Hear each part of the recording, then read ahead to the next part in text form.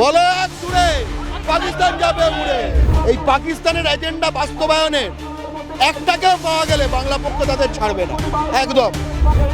BJP একখানা দল আজ আছে কাল নেই, কিন্তু পাকিস্তানের দালালগুলো বারবার বাঙালিদের ওপর আক্রমণ চালিয়েছে, ভারতীয়দের ওপর আক্রমণ চালিয়েছে।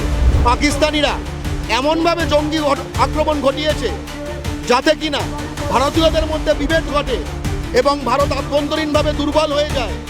ঠিক সেই দিন থেকে মাইন্ড করতে হবে, এমনি দিন নয়, সেই দিন থেকে উড়িষ্যায়, গুজরাটে, ইউপিতে, মহারাষ্ট্রে, বিহারে, রাজস্থানে, দিল্লিতে অর্থাৎ প্রতিটি বিজেপি শাসিত রাজ্যে বাঙালির ওপর আক্রমণ শুরু হয়ে গেছে। যারা ভারতের নাগরিক, যিনি শহীদ হলেন প্যারা কমান্ডো বাঙালি, তার শেষকৃত্যে বাংলা পক্ষ গেল, সিপিএম গেল, তৃণমূল গেল, কংগ্রেস গেল, বিজেপি গেল না, বরং বাঙালিদের ওপর আক্রমণ শুরু হলো বিজেপি শাসিত রাজ্যে।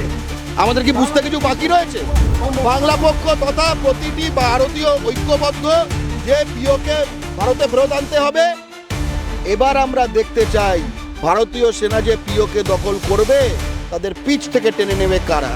যারা টেনে নেবে আমরা তাদের কিন্তু ভাই জামা কাপড় টেনে খুলে।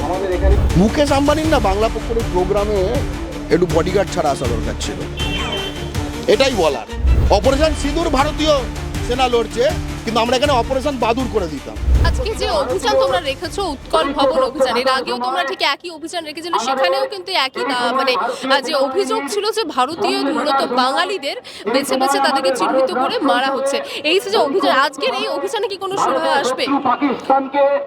আগের বার যখন আমাদের অভিযান ছিল তখন পরিস্থিতি বলা যেত যে শুধু বাঙালিদের টার্গেট করে মারা, আমরা তার বিরুদ্ধে প্রতিবাদ জানিয়েছিলাম। কিন্তু এইবার কিন্তু এরা কিন্তু ভারতের সুরক্ষার সঙ্গে ছিনিমিনি খেলতে শুরু করেছে।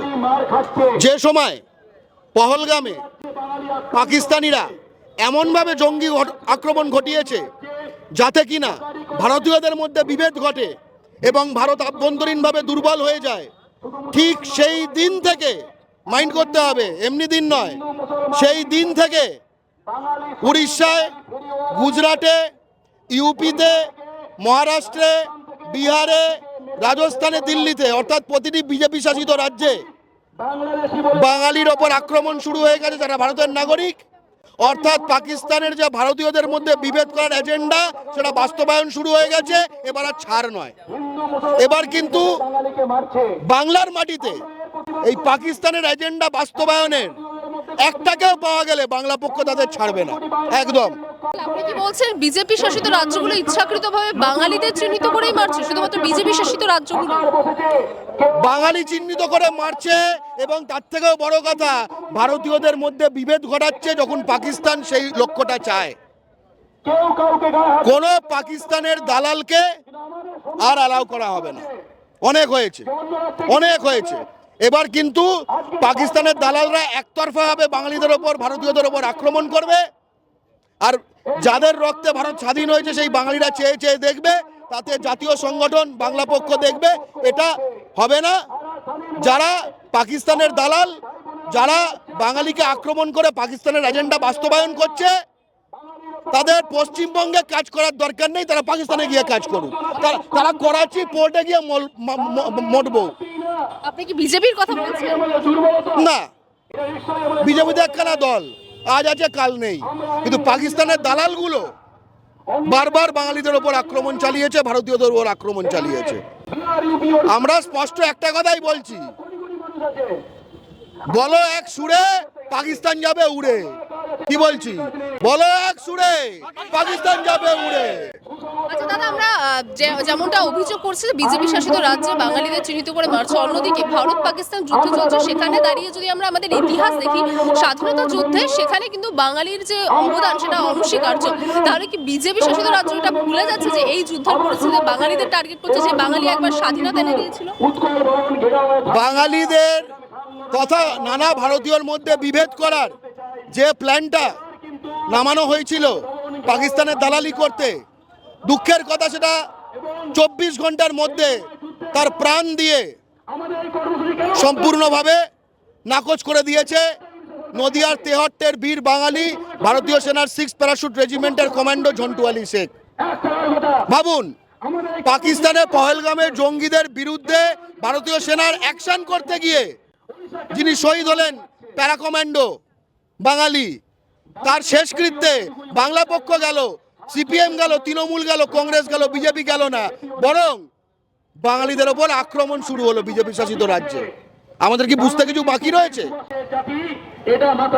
আচ্ছা দাদা, এই মুহূর্তে তো মানে ভারত পাকিস্তান যে যুদ্ধকালীন পরিস্থিতিও রয়েছে, সেখানে দাঁড়িয়ে একটি বড় আপডেট এই মুহূর্তে আসছে, যেটা বলা হচ্ছে যে সূত্র মারফত ভারত সরকারের তরফ থেকে যেটা বলা হচ্ছে যে এর পরবর্তীতে পাকিস্তানের তরফ থেকে যদি কোনো সন্ত্রাসবাদী কার্যক্রম করে তাহলে সেটাকে যুদ্ধ হিসাবে ধরা হবে এবং যুদ্ধ হিসাবে ঘোষণা করা হবে। তার মধ্যে কতটা প্রস্তুত আছে?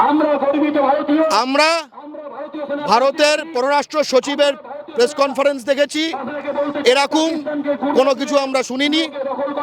আমরা এই মুহূর্তে খবর নিয়ে আর বলে লাভ নেই, খবর নিয়ে আর বলে লাভ নেই, আর বলছি না আর বেশি কথা।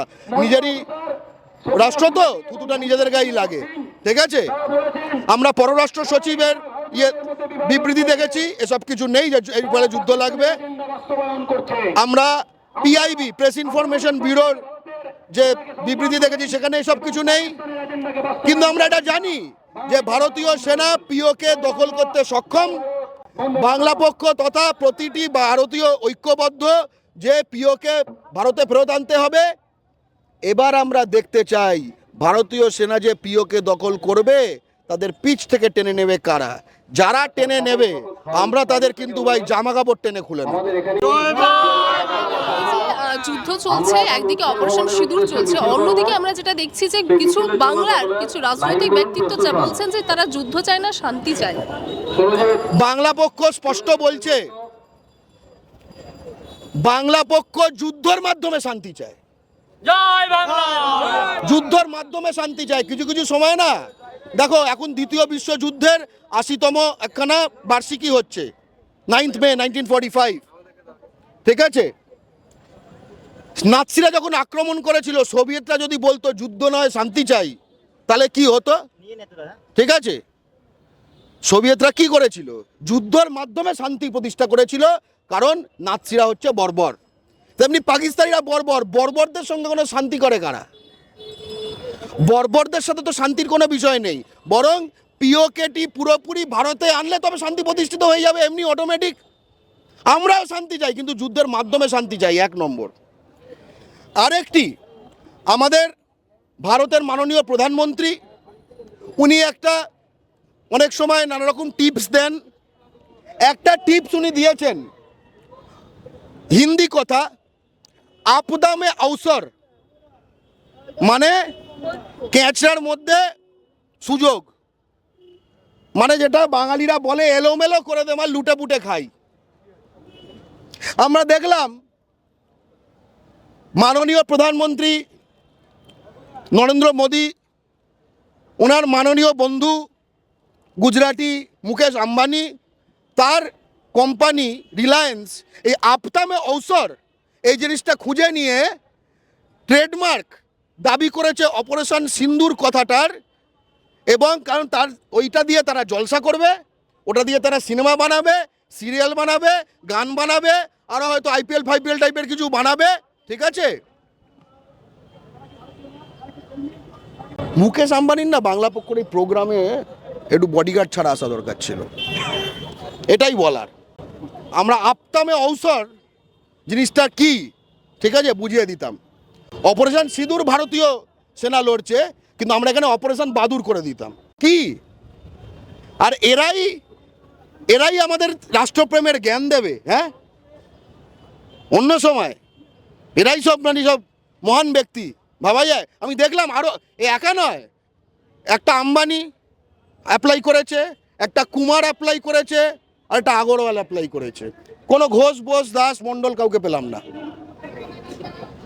ভাবুন, আগরওয়াল, আম্বানি, কুমার, এই তো বাস্তব। বাংলা হান্টের আরও খবর দেখতে নজর রাখুন। বাংলা খবর মানেই বাংলা হান্ট।